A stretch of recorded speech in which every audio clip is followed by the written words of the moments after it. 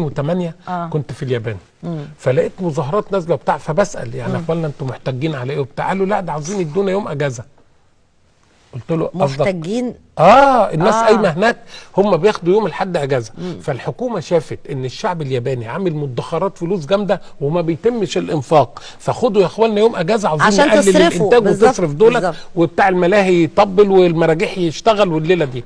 فقالوا لا تدخل فلوس خزينه الدوله. بالظبط. فبقول لهم انتوا محتاجين ان الحكومه خدت منكم يوم الاجازه. قال لا عاوزه تديني يوم اجازه. قلت له انت عاوز تشتغل 6 ايام؟ قال طبعا.